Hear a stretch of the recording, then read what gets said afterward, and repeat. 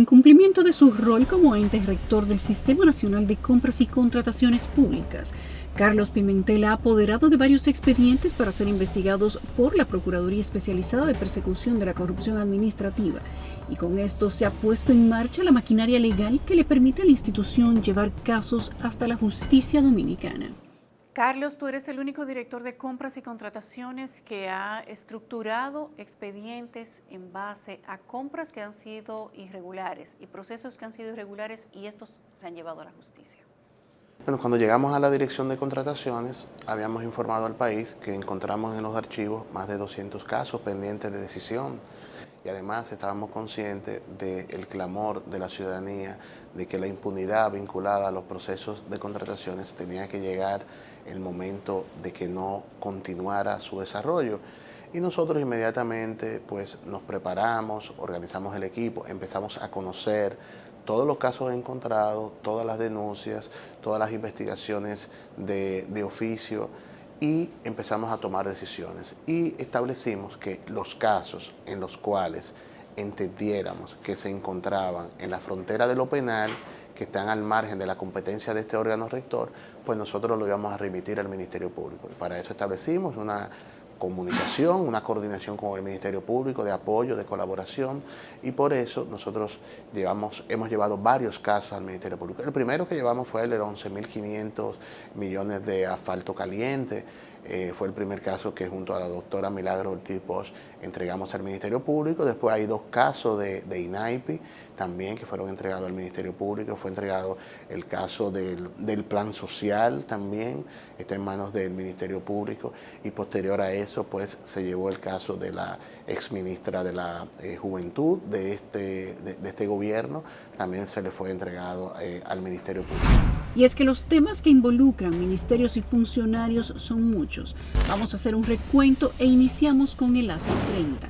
Este es el cemento asfáltico utilizado por el Ministerio de Obras Públicas y Comunicaciones para los procesos de asfaltado del país. Resulta que este procedimiento era un contrato directo con las empresas Inversiones Titanio SRL, Blueport Asphalt SRL, Petrolex Overseas y otras compañías más. Estos contratos desde inicio del año 2000 tienen varias enmiendas que le han costado al Estado Dominicano pérdidas millonarias de hasta $60 millones anuales.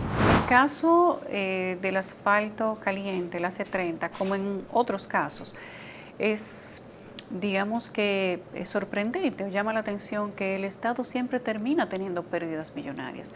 Específicamente en el asfalto caliente, 17 años de compras de asfalto y el Estado siempre perdía. ¿Por qué sucedía esto? Porque estaba al margen de la ley, porque los mecanismos de control no funcionaban, o los mecanismos de control se hacían de la vista gorda, o los mecanismos de control crearon una disposición que no existe en la ley, que ellos le llamaban la dispensa.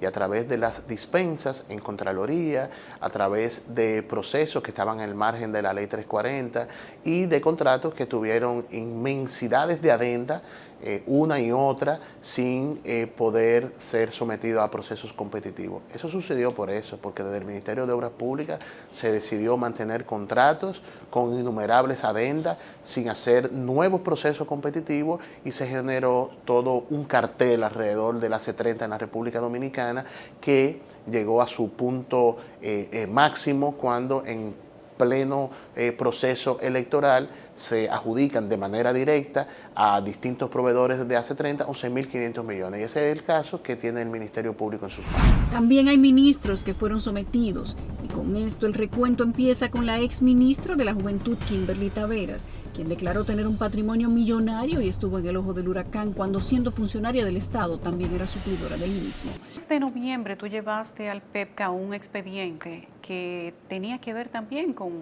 procedimientos irregulares. Este es el caso del Ministerio de la Juventud. ¿Cómo se da la investigación? ¿Cómo entra compras y contrataciones? ¿Y cuáles son las irregularidades? ¿Son las mismas que se recurren en cada proceso? ¿O ustedes advierten? ¿Hay algún tipo de alerta que les dice que tienen que investigar un caso en específico? Sí, nosotros tenemos un monitoreo permanente de los medios de comunicación, de las redes sociales, y este caso, pues, recibimos una alerta de una denuncia, profundizamos en la investigación y nos dimos cuenta que se habían violentado disposiciones, principios de la ley 340, y por eso nosotros decidimos pues llevar este caso también al Ministerio Público para que pueda hacer una investigación con toda la profundidad que amerita. Lo que hicimos más bien en este caso fue organizar la información que teníamos disponible, que habíamos recabado de nuestro sistema, de nuestra base de datos, y la entregamos al Ministerio Público para que pueda profundizar en la investigación, porque nos dimos cuenta que no habían únicamente violaciones de carácter administrativo estrictamente, sino que ameritaba una profundización en esa investigación. Y además habían otros elementos que pudieran complementar esa investigación. Otro de los expedientes depositados por la Dirección de Compras y Contrataciones fue el Plan Social de la Presidencia, quienes otorgaban adjudicaciones millonarias a compañías que fungían como intermediarias. Otro caso fue también el del Plan Social de la Presidencia. Te quiero preguntar cuáles fueron los hallazgos para que esto terminara en un expediente depositado en el Ministerio Público, y si la intermediación en el caso del Plan Social de la Presidencia jugaba un papel en detrimento del Estado. Lo del Plan Social era el funcionamiento de un cartel de proveedores con vínculos al interior de la institución, en toda la estructura de la institución, en toda la estructura de compras, administrativo y financiero, y que esos vínculos llegaban hasta las unidades de recepción de las mercancías, llegaban hasta el almacén. Una cantidad de proveedores con colusión, con vínculos entre sí, con participación con ofertas temerarias y con adjudicaciones de ofertas temerarias, ofertas que llamaban la atención, que decíamos, ¿y cómo pudieran adjudicarle a un precio tan bajo que ni quien produce esos insumos podía competir? Eso no lo llegamos a entender nunca, pero nos dimos cuenta que había un mecanismo también que garantizaba una recepción de cantidades menores que la que se había contratado. Entonces, lo del Plan Social, nosotros no tenemos la menor duda de que se ubica en un caso que tiene indicios importantes de naturaleza penal, que deben ser investigados a profundidad por el Ministerio Público, que no solamente vincula funcionarios públicos, sino proveedores, y muchos proveedores. Yo he establecido que alrededor de esa institución pues funcionó y todavía rodean esa entidad proveedores que su único interés es depredar el erario público, y para eso encuentran complicidades en las instituciones, y que muchas veces eso impide que las entidades del Estado puedan adquirir bienes y servicios de calidad. Nosotros entendemos que, y por eso en el Plan Social hemos estado apoyando, hemos estado acompañando. Se va a designar próximamente un oficial de cumplimiento en el Plan Social. Nosotros hemos estado dando seguimiento a todo lo que pasa en el Plan Social. Lo que nosotros nunca vamos a hacer es ser parte del juego de proveedores que están en el chantaje, que están en la extorsión y que están en este momento en una guerra entre ellos, peleándose por el presupuesto del Plan Social. En cuanto a los dos expedientes del INAIPI, uno de ellos refiere que en el año 2016 esa institución incurrió en violaciones a la ley de compras a través de procedimientos de urgencia de los cuales no se tiene ninguna evidencia y le costaron al Estado Dominicano más de 200 millones de pesos. Otro de los casos que Compras y Contrataciones detectó y convirtió en un expediente fue el caso de INAIPI. Más de 200 millones de pesos en contrataciones que se hicieron, muchos sin justificación y otras que no tenían evidencias para justificar los procedimientos de urgencias. ¿Cuáles fueron los hallazgos principales que le dijeron a la Dirección de Compras y Contrataciones Públicas? Aquí hay un caso que necesita ser investigado. Lo de INAIPI no puede ser considerado un caso. Lo de INAIPI son muchos casos. Lo de INAIPI fue un comportamiento generalizado. Yo nunca había analizado una entidad durante un periodo y que yo pueda identificar que se violó todo. El segundo de los expedientes tiene que ver con irregularidades detectadas en el proceso marcado con la referencia INAIPI CCC LPN 2018-01, que data de ese mismo año para el suministro y distribución de la leche a los centros de atención integral a la primera infancia y centros de atención a la familia y la infancia a nivel nacional por montos que superan los 60 millones de pesos. Recordemos que Berlinesa Franco, exdirectora del INAIPI, fue interrogada en varias ocasiones por el PEPCA. Lo de INAIPI debe quedar bien documentado para la historia para que nunca más suceda lo que sucedió en INAIPI. Porque no solamente la forma como se depredó ese presupuesto, sino también de la modalidad tan cruel porque es con derecho de los niños. En esa entidad se compraba, para decir un término muy dominicano, se compraba con angurria. Los almacenes de esa entidad se encontraron llenos, completos, porque el mecanismo era comprar. Pero para colmo, compraban mucho, para robar mucho, pero repartían poco. Porque en esos almacenes, cuando llegamos, estaban repletos. O sea, la distribución no era eficiente. No se distribuía y se dañaban las cosas, porque el interés no era adquirir bienes y servicios para garantizar derechos de los niños. Ese no era el interés era comprar para enriquecerse.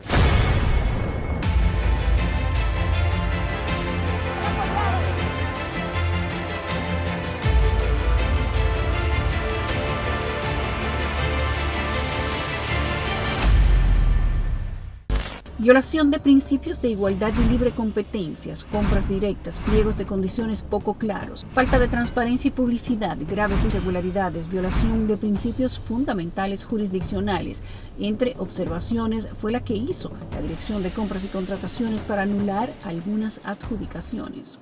Carlos, ¿aproximadamente cuántas resoluciones para anular procedimientos de compras irregulares, vamos a decirlo de esa manera, ha hecho Compras y Contrataciones en el último año, que ha sido tu gestión, donde se han visto que la Dirección de Compras y Contrataciones ha tenido la intención de detener procesos que podrían ser no claros o simplemente tener errores, y estos errores podrían terminar siendo una distracción de fondos para el Estado? Mira, no muchos, porque en este año el Estado ha realizado más de 50.000 procesos, pero sí, producto de recursos, nosotros hemos emitido algunas decisiones. Puedo señalar en el ámbito municipal la suspensión del proceso de contratación de las empresas de recogida de basura del municipio de Boca Chica, de San Pedro de Macorís y de La Romana, que hay que decir que tienen la misma característica. Yo digo que hicieron un copy-paste del pliego de condiciones y el origen del mal está precisamente en el pliego de condiciones. Entonces, cuando anulamos el proceso de Boca Chica y ya vimos el de San Pedro y el de La Romana, sabíamos que iba a tener el mismo destino, porque el mal de origen está en ese pliego de condiciones. Otra licitación anulada fue la del procedimiento de urgencia llevado a cabo por el Ayuntamiento de San Pedro de Macorís para la contratación de servicios de recolección de residuos sólidos en esa demarcación, en el que resultó adjudicada la empresa RJC Clear por un monto de 5 millones de pesos, 499.999. Esto por un periodo de 5 años y 3 meses. Y también hemos aprendido en este año aquí, que yo pensaba que la basura era basura, pero ahora yo pienso que la basura es un negocio. Por lo que nosotros hemos visto hasta ahora, los intereses alrededor de la basura. Y esos 3 casos, pues fueron anulados los procesos porque no fueron sometidos a los principios de la ley, no fueron procesos competitivos. En el caso de San Pedro de Macorís, por ejemplo, ese caso fue una urgencia, una excepción de urgencia, que no está mal, la urgencia es una modalidad de excepción que establece la ley, pero no para contratar un servicio de 3 años. El que tenía la información para participar. Entonces, así no puede ser. El Ayuntamiento de San Pedro sometió una medida cautelar de suspensión de la decisión en el Tribunal Superior Administrativo. El Tribunal Superior Administrativo acogió esa medida cautelar, suspendió la ejecución de la decisión. El tribunal entiende que no se puede suspender porque hay un servicio público que se está apretando en la recogida de basura. Nosotros podemos tener desacuerdo o no, pero es una decisión del tribunal. Ahora, lo que no hay duda es que cuando el tribunal conozca el recurso va a mantener la anulación de ese proceso de contratación. No hay forma, porque lo que nosotros mostramos en la decisión son elementos muy básicos. A mí me dio hasta mucha pena cuando yo veía las autoridades de San Pedro de Macorís celebrando su medida cautelar. Yo decía, wow, ese es un desconocimiento no solamente de la ley, es un desconocimiento de los procedimientos y es una forma como de tú posponer un problema para agravarlo y para complicarlo. Pero bueno, es una decisión que nosotros respetamos. Por el tiempo que tomamos esa decisión con relación al ayuntamiento, nosotros estamos trabajando con la Federación Dominicana de Municipios y con la Liga Municipal para ver si nosotros construimos un pliego de condiciones estándar para la contratación de estos servicios, de manera que los ayuntamientos puedan tener un instrumento que les sirva para poder organizar mejor sus procesos de contrataciones. Entonces, alrededor de ese tema, hemos tomado esas decisiones. La resolución número RIC 162-2021 de compras y contrataciones anuló el proceso de urgencia de adquisición de 752,000 netbooks, laptops y tabletas por 10,324 millones de pesos, las cuales serían utilizadas por estudiantes y profesores del sector público en el año escolar 2020-2021 ya pasado.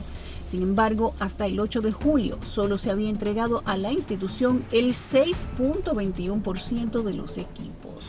¿Qué pasó con el MINERT? Esta ha sido digamos que una disrupción que ha causado mucho ruido, 752,000 equipos tecnológicos. Tanto el MINERT como las personas participantes, quienes serían los suplidores, han hablado de una forma muy particular de la Dirección General de Compras y Contrataciones. Inclusive se ha llegado a decir, no solo por este caso, sino por otros, y otros funcionarios han dicho que Compras y Contrataciones busca detener la operación del Estado. Y esto parecería que es una acusación importante. Sí, con relación al caso del Ministerio de Educación y los procesos de adquisición de equipo tecnológico, hay que decir que con relación al pliego de condiciones de ese proceso, nosotros no tuvimos mayores observaciones. De hecho, acompañamos para que el pliego de condiciones reúna todo lo que establece la ley. Hay que decir que ese proceso fue participativo, una amplia participación de proveedores en ese proceso, pero en la gestión del proceso, que no es responsabilidad de la Dirección de Contrataciones, la gestión del proceso es responsabilidad de los entes contratantes, porque el sistema de contrataciones de este país funciona, la centralización de la política y la norma, que es la responsabilidad de esta Dirección de Contrataciones, y la descentralización operativa. Entonces, en esa función de la responsabilidad de ejecutar su proceso de contratación, el Ministerio de Educación cometió 3 errores que fueron impugnados por varios proveedores, que la decisión de la impugnación que se somete primero en el ente contratante que debe decidir la impugnación primero, y si el proveedor no está de acuerdo con esa impugnación, entonces recurre en un recurso jerárquico en esta institución, y esta entidad debe tomar una decisión sobre los alegatos del proveedor, los argumentos del Ministerio de Educación, y contrastarlo de acuerdo a las disposiciones normativas. Entonces, lo que nosotros hicimos fue que pusimos el proceso, lo que sucedió, la decisión del MINER, el recurso de los proveedores y los medios de defensa del MINER, porque estos procesos se conocen con el debido proceso. Entonces, ¿cuáles son los 3 alegatos fundamentales? En el pliego de condiciones, el Ministerio de Educación estableció que ningún proveedor que tenga incumplimiento con el ministerio iba a ser adjudicado. Eso está bien. Pero los incumplimientos y la inhabilitación de proveedores, quien la establece es el órgano rector. El Ministerio de Educación decidió excluir en la etapa de apertura de la oferta económica a 4 proveedores.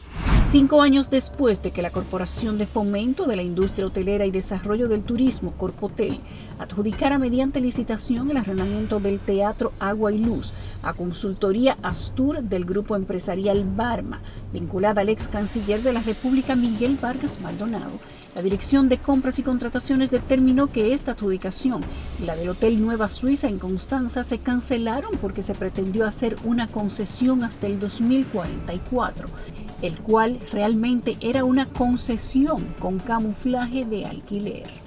El Tribunal Superior Administrativo falló a favor de la institución. Pero también nosotros tomamos decisiones de recursos que estaban aquí con relación, por ejemplo, al Teatro Agua y Luz. El Teatro Agua y Luz es algo que hicieron un proceso, ellos le llaman un proceso para una especie de alquiler del Teatro Agua y Luz.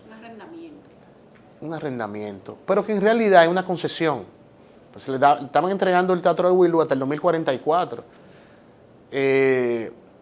por un irrisorio pago de un supuesto arrendamiento que para colmo tampoco han pagado. ¿El alquiler no se pagaba? Pagaron como 1 o 2 veces y después no han pagado eso. Entonces se anula el proceso y se genera un efecto dominó, un efecto cascada. Corpotel, que es el ente responsable de ese bien público, debe ahora garantizar la apropiación de él para que el Estado Dominicano decida qué hacer con el Teatro Agua y Luz, que fue esa modalidad que se utilizó.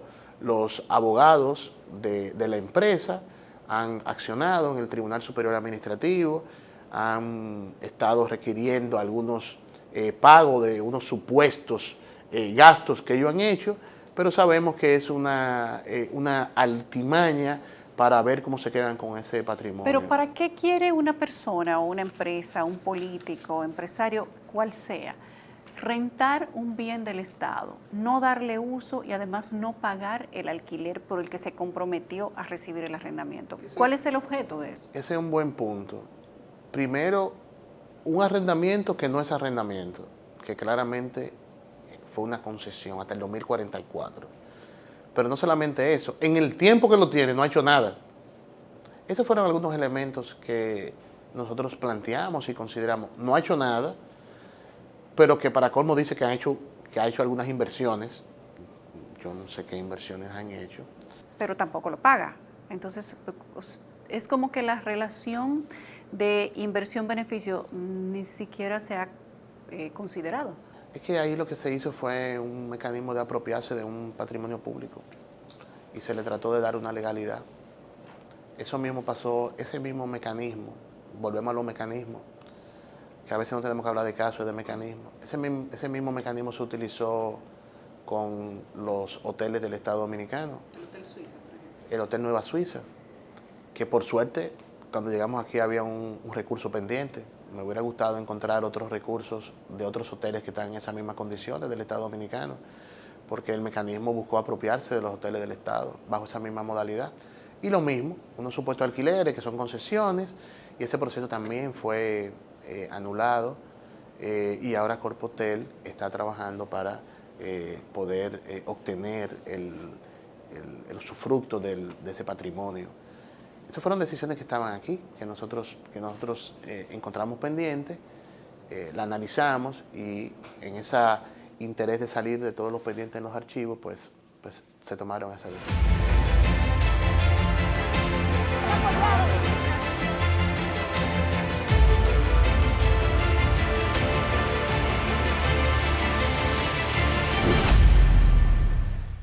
La Dirección General de Compras y Contrataciones ha inhabilitado proveedores, incluyendo funcionarios, por causas que van desde falsificación documental hasta incumplimiento contractual.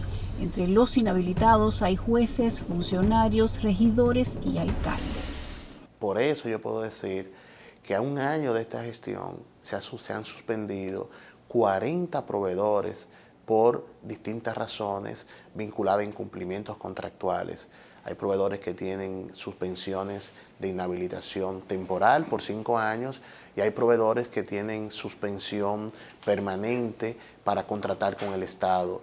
Pero también hay que decir que en el interés de sanear el sistema, nosotros hemos puesto mucha atención a las actuaciones de los proveedores y hace apenas una semana entregamos al Ministerio Público el caso de 3 proveedores que fueron identificados participando con documentación falsa, con el registro mercantil falso en distintos procesos. Eso fue entregado al Ministerio Público también, porque no estamos hablando únicamente de un proveedor que presentó una documentación falsa que pudiera ser inhabilitado de manera permanente, sino que hay una falsificación de un documento público.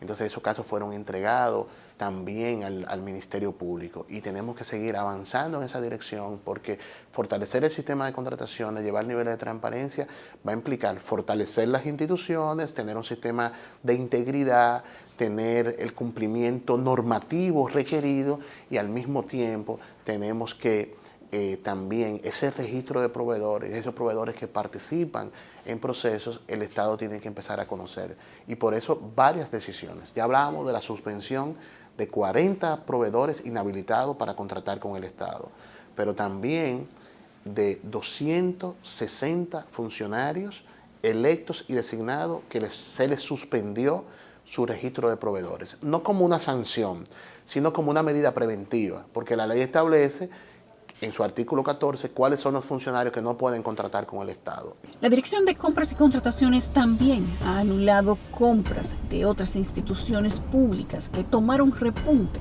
en medios de comunicación y que las mismas tuvieron que ser suspendidas por escandalosas.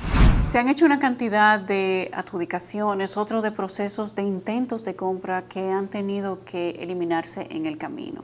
Muchas han sido escandalosas y una cantidad importante de ellas se han eliminado justamente por el escándalo. Las jeringuillas de salud pública, el proceso de compras del INVI, los champú, los electrodomésticos y la cantidad de cosas superfluas que muchas instituciones se plantearon comprar en medio de un estado de emergencia sin cumplir algunos con los procedimientos. ¿Qué papel jugó compras y contrataciones en eso? Y si tienes otras que nos mencionas. Con relación a las jeringuillas del Ministerio de Salud, recordemos que se colocó un precio de referencia que se pudo haber considerado que fue excesivo, pero ese pliego de condiciones, la mayor debilidad que tuvo fue que se estableció unos plazos de entrega inmediata de un volumen muy importante de jeringuillas que se entendía que ningún proveedor podía participar y competir en la misma igualdad de condiciones de poder entregar esa cantidad de jeringuillas. Por eso ese proceso se le instruyó al Ministerio de Salud Pública que lo suspendiera, ese proceso, y hay que decir que ese proceso también está en manos del Ministerio Público. Otra institución que se vio cuestionada fue la Oficina Metropolitana de Servicio de Autobuses OMSA, que publicó la compra de unos kits, 485 específicamente para el pelo. Estos contenían champú, rinse y otros productos por la suma de $1 millón. A estas compras se le sumó el Ministerio de Obras Públicas, que licitó $972,000 en kits de productos para el cabello. Otra de las compras que dio mucho de qué hablar y también fue cancelada fue la realizada por el Ministerio de Cultura. En el cambio de gobierno y en pleno apogeo de la pandemia, intentó comprar en Milán, Italia, 113 vitrinas marca Gopion para la remodelación de los museos que pertenecen a la Plaza de la Cultura por un monto de $268 millones. Las compras de las madres, más de $24 millones en electrodomésticos y otros cuantos millones de pesos en instituciones como la OMSA y otras, en champú, rolo, redecilla y una cantidad de cosas que no se supone que se deberían estar comprando mediante procesos de excepción ni de emergencia, ni en medio de una situación de escasez como tiene el país. Lo ideal sería que las instituciones planificaran sus compras para evitar los procesos de excepción. Y cuando se usa un proceso de excepción, lo ideal es que esté debidamente motivado, debidamente justificado. Y obviamente esa justificación tiene que ir estrictamente vinculada al rol y a las funciones de la entidad. Uno puede decir que tal vez tendría mucho sentido que si la ONSA no tiene combustible por alguna razón, tendría que comprar combustible, pero hay otro tipo de bienes que decidan adquirir, que es lo ideal, que esté en su plan de compras, y no solamente que esté en su plan de compras, que pueda hacer un proceso ordinario y que esas adquisiciones no se encuentren dentro de las prohibiciones que puedan estar establecidas en un momento.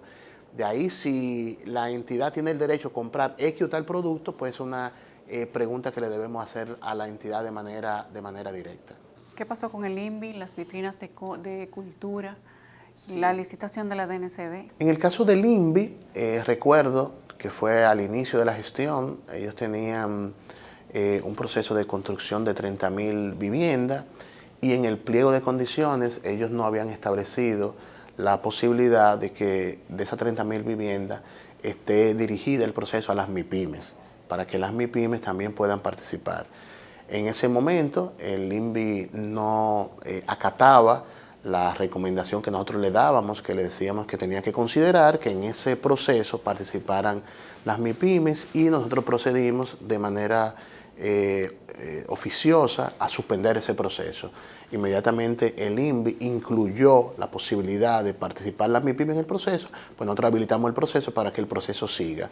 Ese fue hasta ahora el primero y el único proceso que nosotros hemos suspendido hasta tanto la entidad acoja la observación que en ese momento nosotros le estábamos haciendo.